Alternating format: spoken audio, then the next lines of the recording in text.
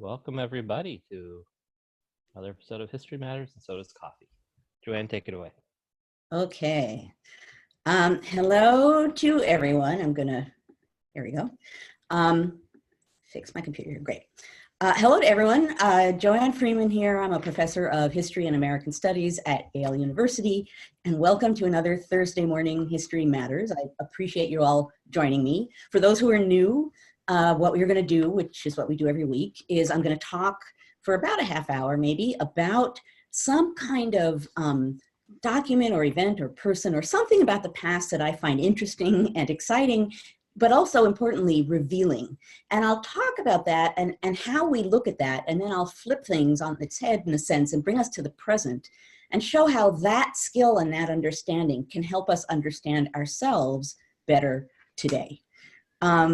I want to mention something that we're going to be doing new before I hand things back to Matt to explain how to ask questions today, because after I speak for my half hour, I will then hold my peace and you get to ask questions back. Something that History Matters is going to be trying as of this week, although next week I suspect will be give you more time to do it.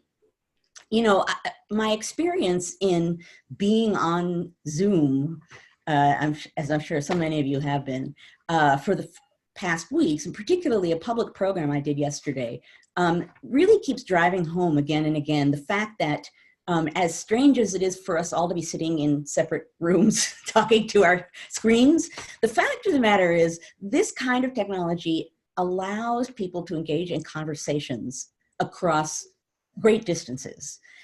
So that as impersonal as it is, it's also personal, and that I am talking directly to you, and you will ultimately be able to talk directly back to me. And I think that's a real strength. And so I want to play on that. And so the thing that we're going to be beginning to do new now is that you'll see that there's a link at the nche.net/conversations webpage that will get you to this, and I will tweet about it, and NCHE will tweet about it. There's a form which you can go to and indicate questions that you want to ask ahead of time. And they can be about the topic that's up for debate, or they can be really history related, about being a historian right now, about the process of doing history, about research, whatever. So that I can see those in advance and obviously try to answer them at some point when I'm talking and before we open things up for question. But if there are interesting themes, that'll be interesting for me to address too. So I'm gonna turn things over to Matt, but as of now, the form is up. I think for this week, we got one question, which I will address in a little bit. But if you can have an interest, find it, send it to me, I guess the day before, so I have time to download it and look at it. But anyway, I'm just trying to increase the conversation and its value and usefulness. So, okay, Matt, explain to us the rules. And the rules are, as usual, if you've been to these before, you have heard this ad nauseum. Any comments you have, please feel free to use them in the chat. Just keep them, please, appropriate. We did have a Zoom bomber last week, which caused me to have this little hiccup. So try not to Zoom bomb. I appreciate that. But if you have comments, please feel free to put them in the chat. Also, where you're from. And we always like to see where our reach is with this particular program. If you do have questions, the Q&A tab at the bottom, if you put them in there, and that's where I'll be getting the questions from for the Q&A towards the end. In the meantime, if one last little plug before anybody runs away at the end, which is this, is if you enjoy this kind of programming, please join us at NCHE.net, become a member, join us for any of the other programming that we have. We have webinars, we have colloquia, we have all kinds of fun stuff, but please try to join our little community of scholars about history and history education. With that, I'll turn it back over to Joanne and we'll start going for the day. Excellent. And I love the phrase community because in a sense, I kind of feel like that's what we're building here, or I hope it is. And it's really in a community where you can be comfortable asking questions and having these kinds of conversations. So I hope it comes to feel that way for you too. see if I can, okay. Okay, so the topic for today. Is actually going to sound boring and tedious, but it really isn't. I would not pick it if it were. I want to talk about directories. Basically, in the case of what we're talking about today, the 19th century equivalent of a phone book, right? A city directory, a business directory. The one that I'm going to be talking about is Washington, D.C. in 1858, but there are all kinds of them by all kinds of people. Some of them online. When I was working on my most recent book, I was finding them all at libraries, and I had a weird, interesting stack of directories because I wanted to learn about Washington as a city and what I could tell about the people living there based on what I saw in these directories. Now, before I plunge in, I will say the all-important thing to consider here, which is an all-important history thing generally, and that is, as with evidence in history across the board, before you plunge into a source like this, it's always useful to consider why it was created or who created it, what group, is it for a particular purpose, is there a particular audience in mind?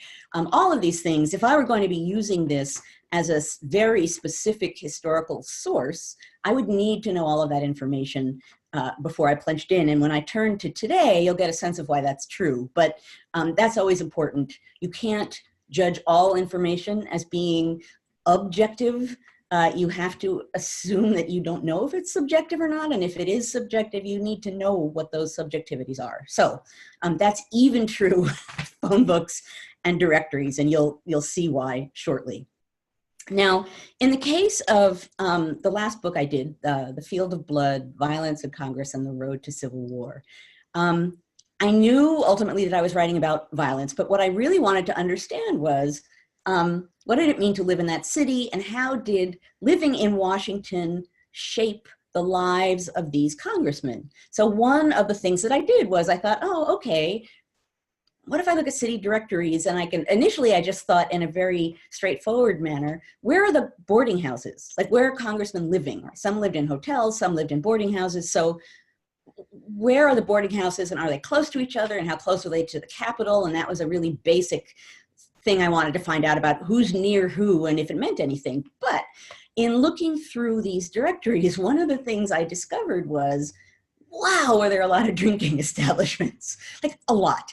And I even, they were categorized separately under different kinds of drinking establishments, but when you put them all together, it was a lot. So there were listings in these directories from the 1830s and 1840s for saloons, which is essentially would have been the equivalent of a bar, for porterhouses, which served malt liquors, for dram shops, in which you could get little amounts of liquor, like a quick dash in and grab a shot and dash out, and groceries, which also were drinking establishments where you ran in and had a quick drink and ran out again.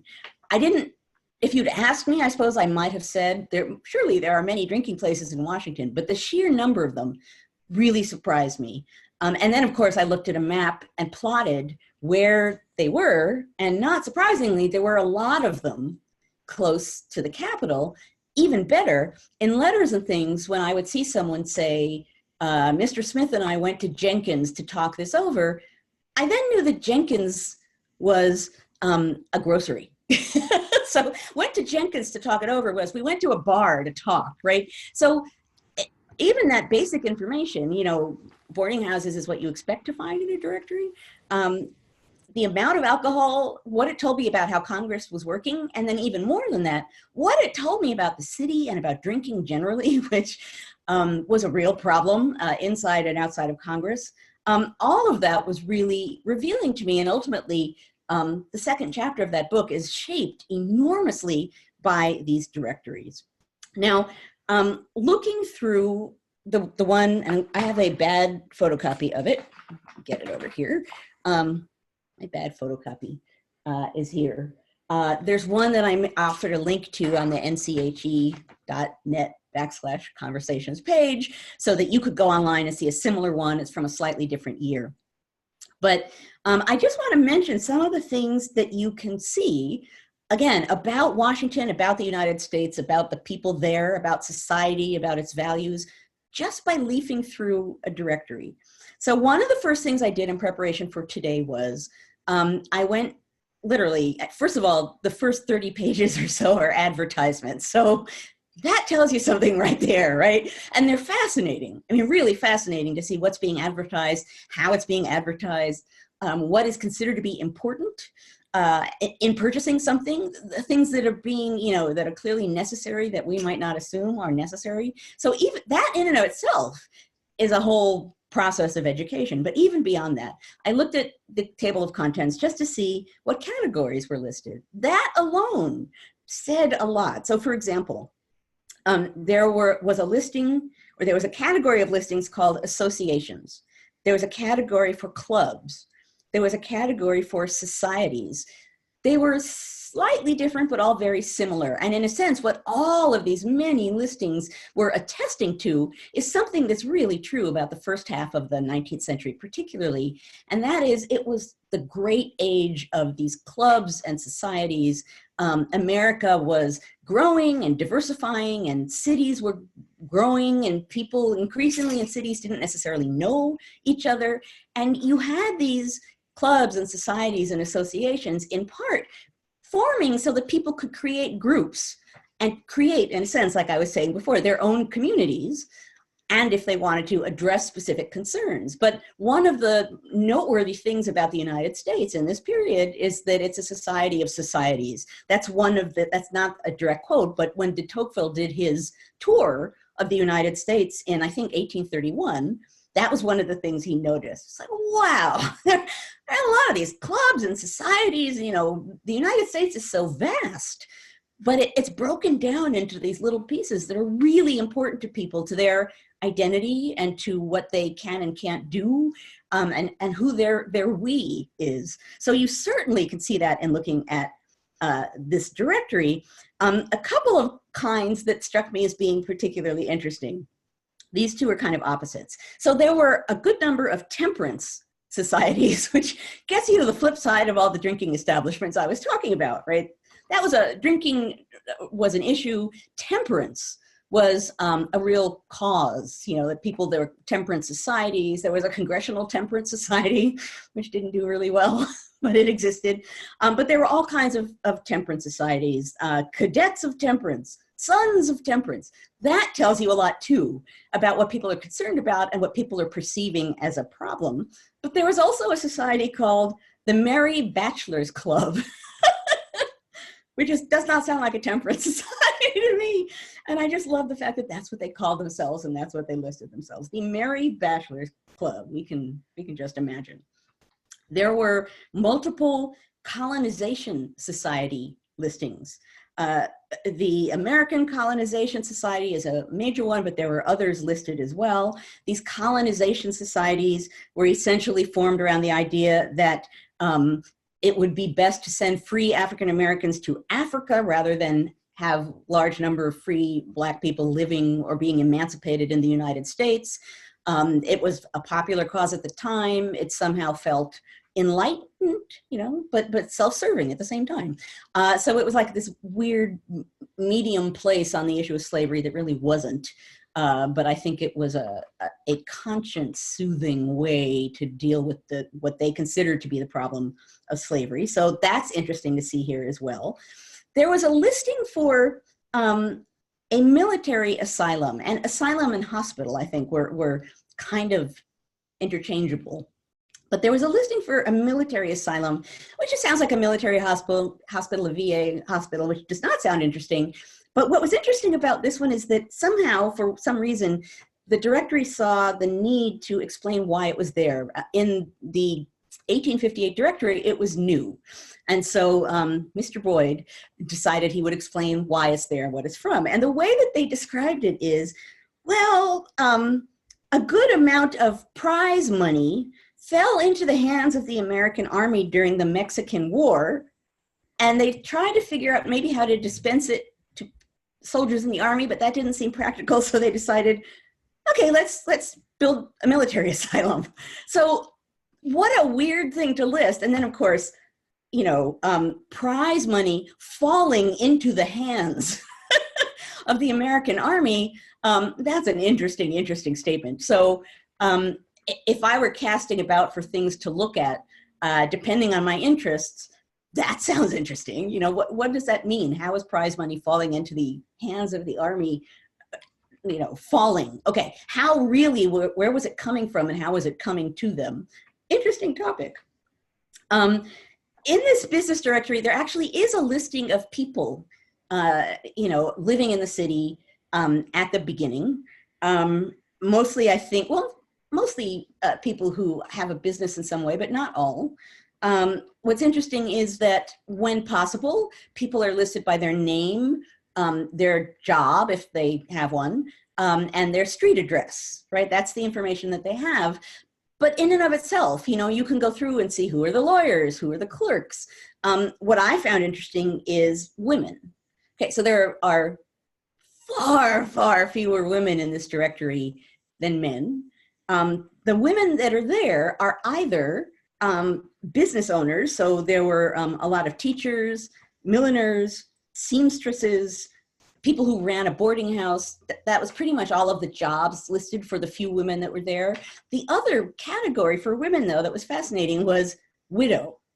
Mrs. Smith, widow.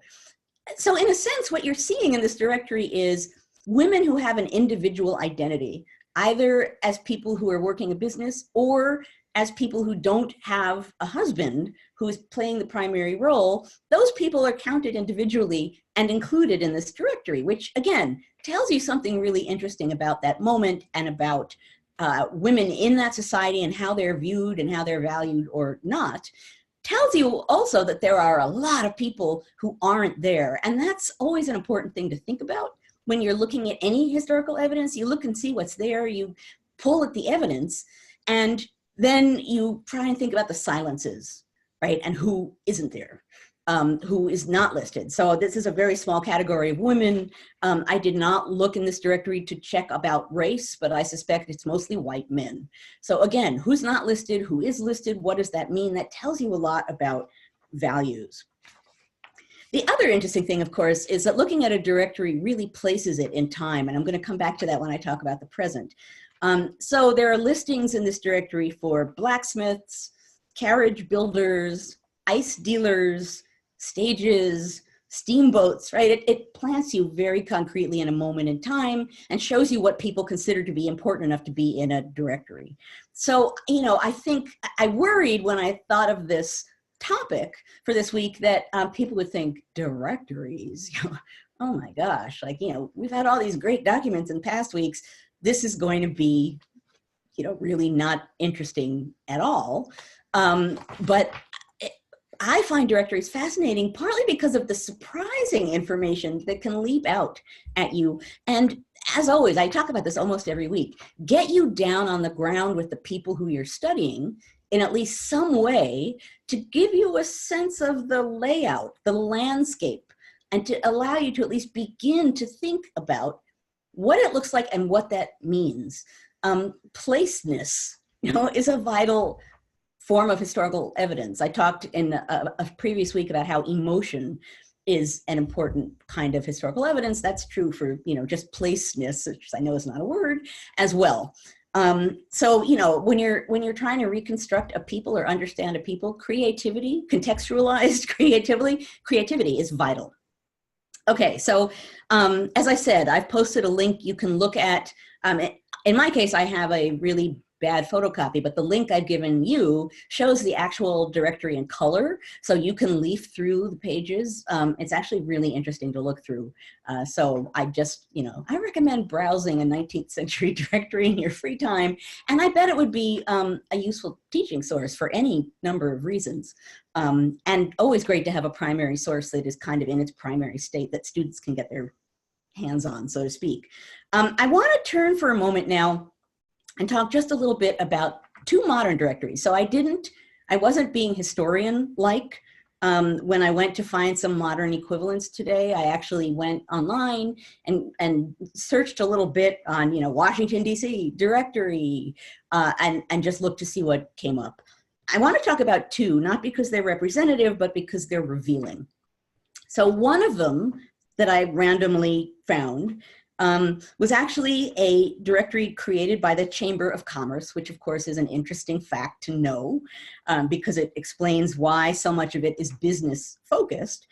But what was interesting about it, particularly after you look at the directory I just talked about, and then immediately look at this one, there's a huge category in this directory that, of course, is nowhere to be found in the original one. And it was listed separately in a number of things, but they all belong together. And that was, in a sense, public relations. There were category listings for promotion, marketing, public relations, multimedia consulting, right? This Chamber of Commerce business directory was packed full of listings for people to learn how to promote themselves out to the public, right? So in a sense, it shows you people, it's outward looking in a way to get to the public, but it's very self-focused. How do I get people to know about me?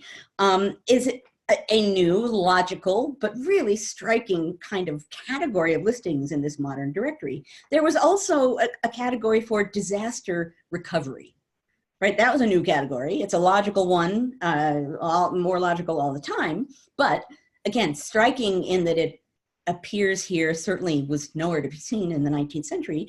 There were also categories for women-owned businesses and minority-owned businesses. Again, tells you something about what people are or aren't concerned about, right? The fact that they're listed separately tells you a number of things that are important to consider. And then in this particular directory, the last thing that I found really interesting is there was a category called sports and recreation. So I opened it. It's all sports. Like, that's not my recreation, right? So I thought, who made this directory? I bet a lot of guys made this directory, right? Not that women don't like sports, but there are a lot of women who don't have that as a recreation. So I found that interesting as well. But golf, boy, you can play a lot of golf. Okay, so that was one, and it shows you something really interesting about values and about what people are worried about and what they want. The other one that I looked at, it was created by, let me get the title of it here, the Georgetown Business Improvement District. So it's Georgetown, it's also contemporary, it's also business-centric, and apparently any commercial property owner or tenant was in this and could be a member of this group. But what's fascinating about this directory is it was, the main categories on the opening page were play, specialty, which was like pet stores, pharmacies, fashion, food and drink, home, wellness, hotels and services, dry cleaners, law firms, et cetera, et cetera. So, you know, already you have to think about who they're assuming is going to be using this and what they assume that the people are going to be using this for. One of the things that it makes obvious, since there's not a lot of listings for all of the kinds of things that were in this earlier directory, specifics, there are government listings that, you know, every kind of government office has all the employees listed in a 19th century directory. It's really clear here that there's an assumption that whatever you're doing for your job, or I suppose for any sort of specialty you're engaged in, there's going to be a directory that you're going to already have. Like, you don't need these people to tell you about government employees that deal with trade. You'll have that directory. This is for something else. This is a different kind of directory offering things that ultimately are largely ways in which you can spend money, right? Which would make sense for a business improvement district. This is a directory showing you how you can get a hold of fashion, play, food and drink, how you can improve your home, wellness, all by itself. Interesting, obviously really contemporary category. Boy, wouldn't that possibly confuse someone from the 19th century? I don't know if they would assume doctors, which is not what it would be. But what's fascinating about this is, first of all, those categories, and then secondly, the sorts of things that are listed about these categories or not. And in this case, as you would expect in a directory, it's the name of the business, it's a name associated with it, maybe a phone number, a web link. In the 19th century directories I was looking at, and in one particular one that I found fascinating, it did list everything. So it listed, you know, all the clerks in the postal service, you know, and all of the clerks in the State Department, which was interesting. And those are sometimes obscure people I wanted to get my hands on.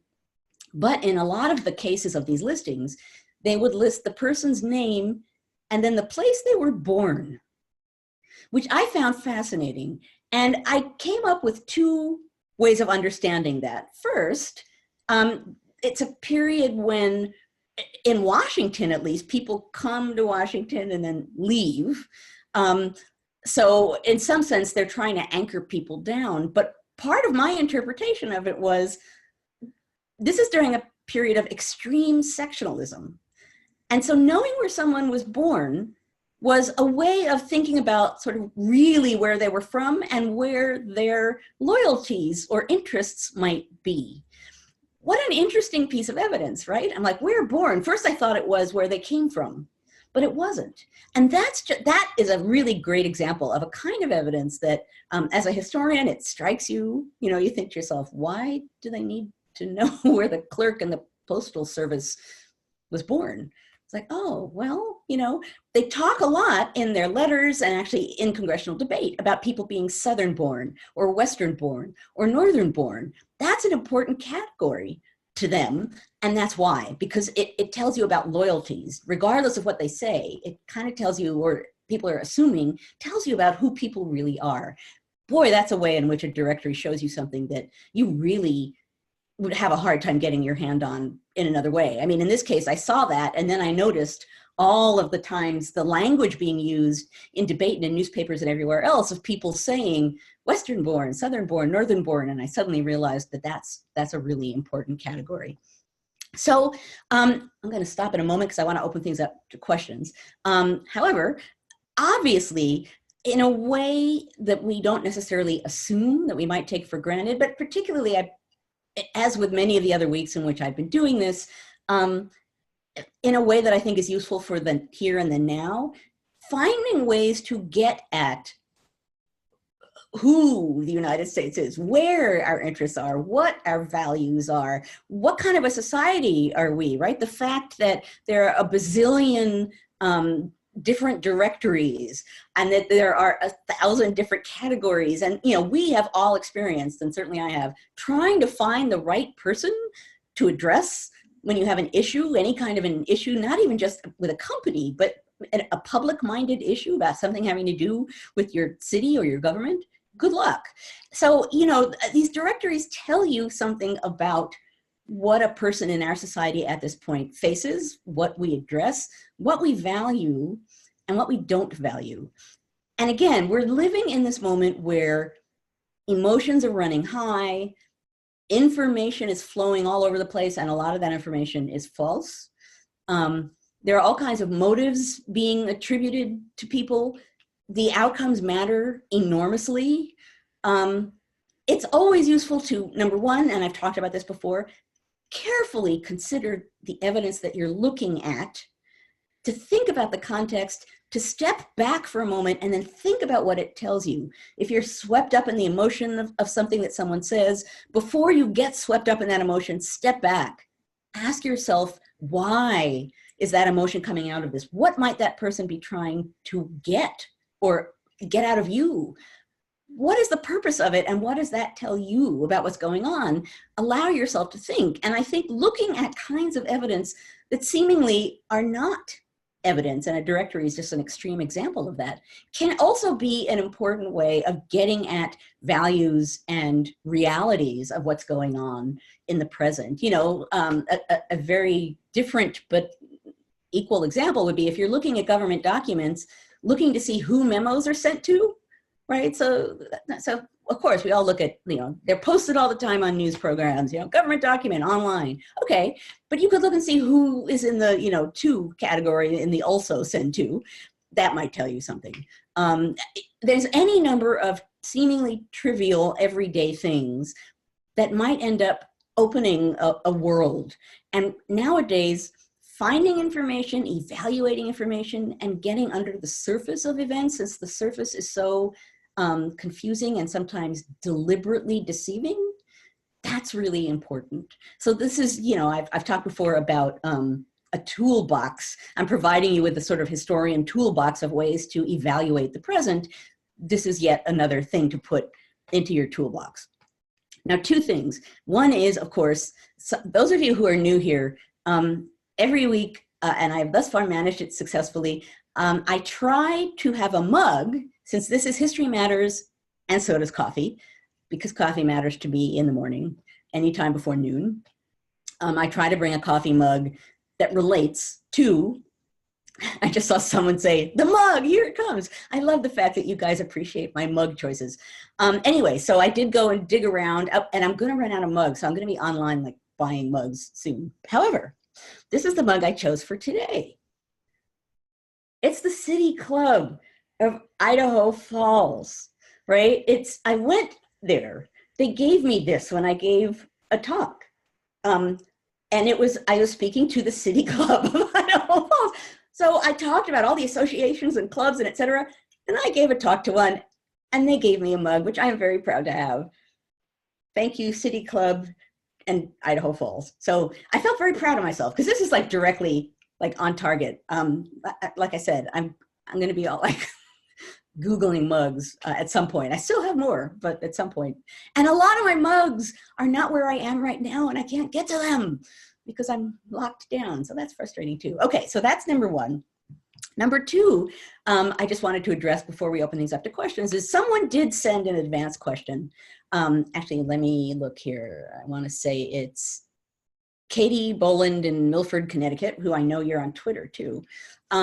She wanted to know, let me ask it in her words, if there was something obscure that I ever researched that really made me sit back and say, wow, like what the heck is that? Now that happens all the time because, you know, to understand history, you ask questions, and if you're asking questions and really being open to the answer, very often you surprise yourself in one way or another, even when you're not expecting that kind of insight. But the thing that came into my mind when I read that question is a moment I had at the Library of Congress. I was researching congressmen, and often the papers of the people that are donated to the Library of Congress are kept in the container or with the container that they were delivered in. And so in this case, the papers clearly were delivered to the library with this sort of leather pouch. There was the pouch and then the papers in this box. So what happened is it was the papers of a Virginia planter from, I don't know, the 1830s. So I opened the archival box and I saw papers and I saw this leather pouch, and the smell that came out to me was leather and tobacco. So I'm sitting in the Library of Congress like, I don't know, 7, 8 years ago. I open this man's papers and the smell of his life, some aspect of it, comes out and smacks me in the face. I sat there for a long time thinking about that. And that was a surprise because I expect, you know, I'll see things that are surprising, I'll read things that are surprising, maybe I'll touch things that are surprising. There's a lot of clippings of people's hair in archives, and that's always interesting. I'm shaping my head. No, I don't like touching dead people's hair. However, smell was a sense that I didn't expect to be affected in this way. And obviously this is many years later, and I still remember this because there's an immediateness to that that's powerful, that's really powerful. So that's the answer to the question. Okay, now I want to open things up because I want to see what questions you guys have. So take it away, folks. Now I get to actually not hide my mug anymore. Okay. It's fantastic. Yeah, that olfactory sensibility that we associate with our own histories and how that is related to actual artifacts that we leave behind is amazing. So jump around a little bit here. Some of these are specific to the directories themselves, and there's a couple general ones. Did the drinking culture in DC differ based on the regions that senators and congressmen were from, or from your research, do you know? It's interesting. Well, it's certainly clear that some New Englanders appeared to be surprised at the number of drinking establishments in Washington. They just couldn't believe how easy it was to get alcohol, that like every corner. I think someone, or the main character in my last book says something like, if the city of Washington were in heaven, there would still be a bar on every corner, you know, that no matter what, Washington and bars go along. So there was maybe a little bit of regional difference. I would say that more than regional, Washington was often a city of bachelors. You know, some people brought their families, some people lived there. Many men came and spent however many months they needed to be there and then went home. So it's a city of bachelors who were living it up. The Merry Bachelors Club probably had a lot of members. There was a lot of drinking by these guys, you know, after and during hours. The amount of alcohol in the Capitol building was mind-blowing. And they, you know, they called it, let's see, congressmen, they wouldn't bring, you know, a bottle of booze into the house and slug it down. Sometimes they had teacups and they were drinking what they called cold tea. That was not tea. So, you know, it's, in some cases it's obvious. In one case, I found someone stood up and said, you know, the newspaper says we're always drunk in here. We're not drunk. Are we, gentlemen? And all of these congressmen are like, no, we're never drunk. There's no drinking going on here. And another person stands up, and this is actually in the record. And he says, oh, really?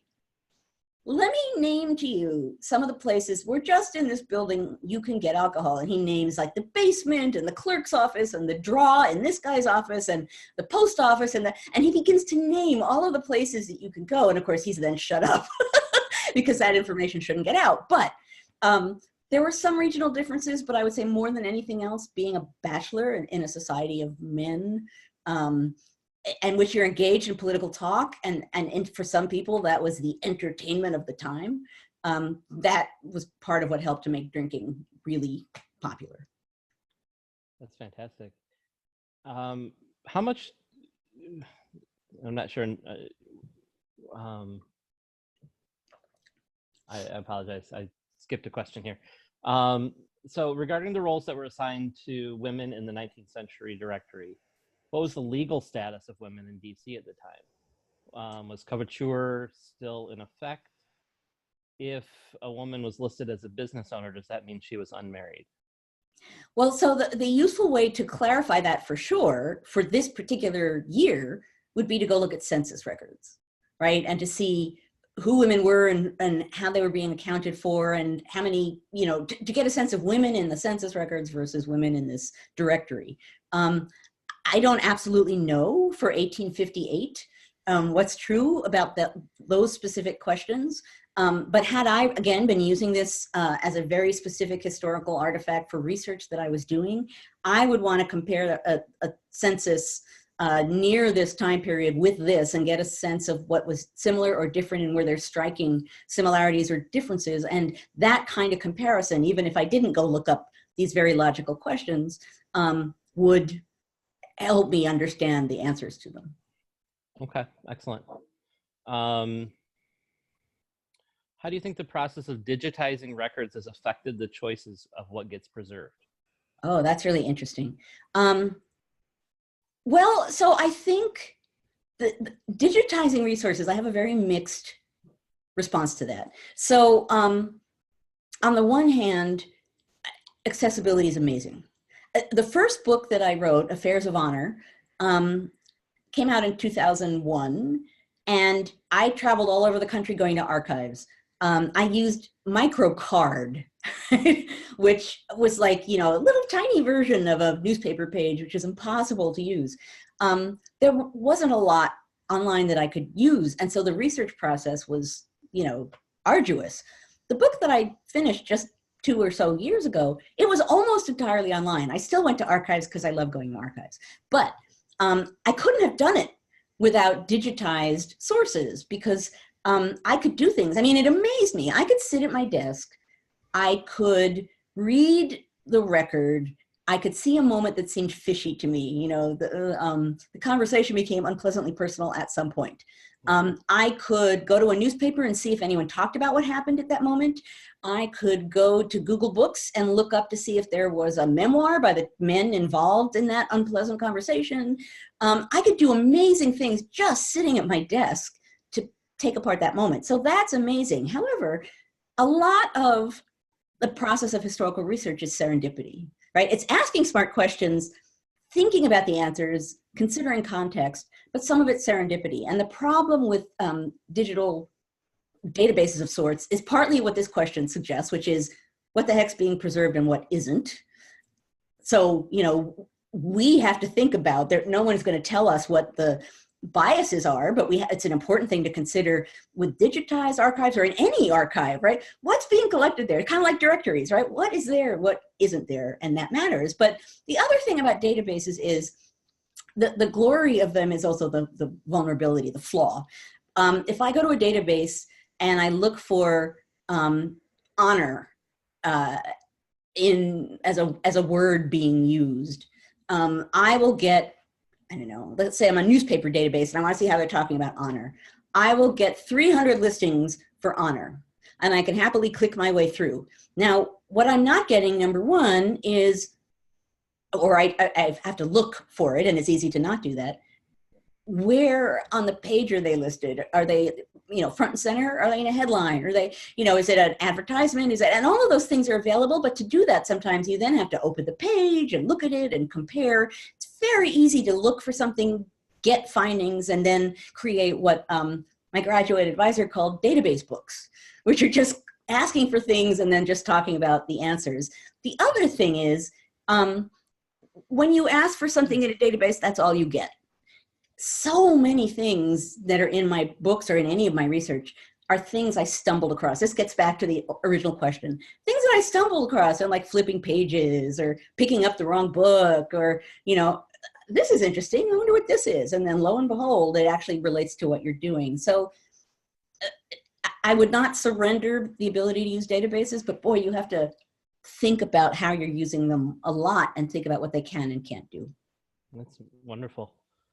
So there are a couple questions about the availability of the directories. And so how accessible were they? What was the availability?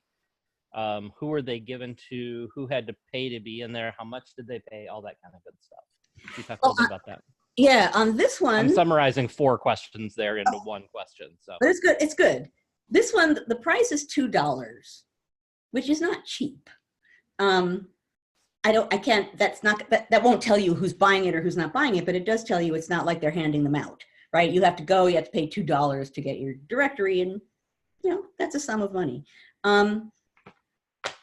As far as how many people had them at the time period, I don't know. I do know that even in the same year, there are different directories. You know, as far as our accessibility and availability, many of them are online, many of them aren't. And if you look, and I could even, I suppose, post links, there are web pages that include links to directories, right? So that there are different ways you can get to them.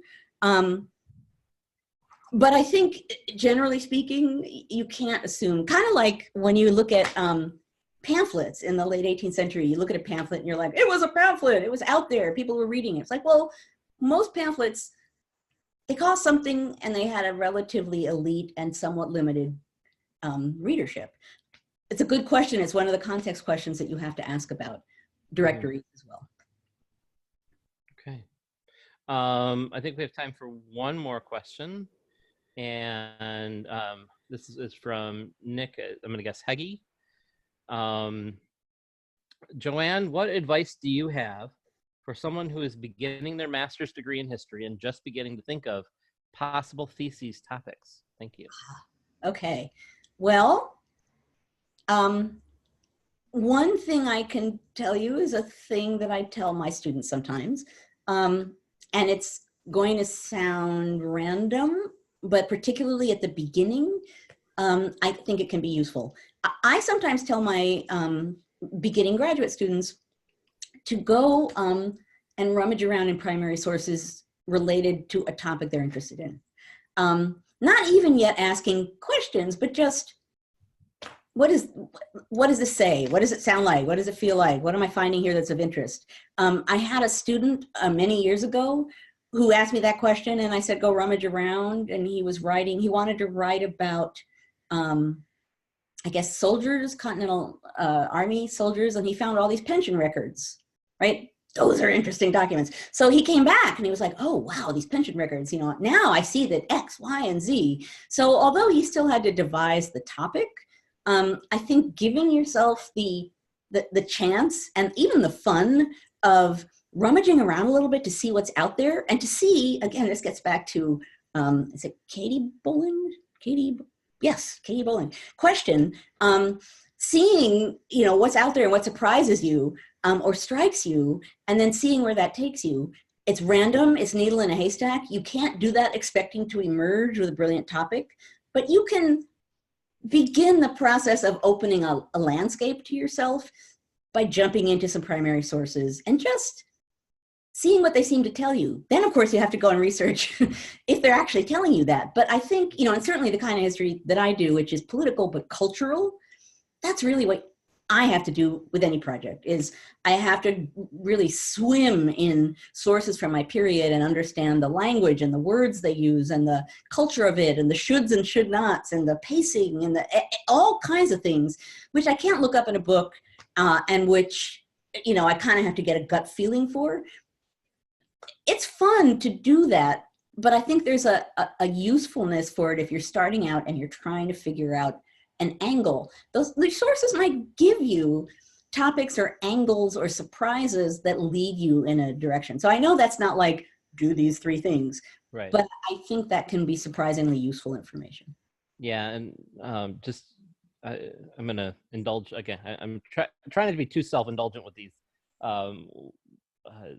these conversations, but when I'm working with my students, and it's kind of a very similar thing, where just being open to the kinds of questions that you find yourself asking in the background of your mind will help you. And then when you get into those sources, you're like, oh, this is something I'm really interested in. I didn't realize it until I saw this, but just being kind of open to, and I think that's how I arrived at my dissertation topic too. Just being attuned to, I was having conversations and it was the same conversation with different people.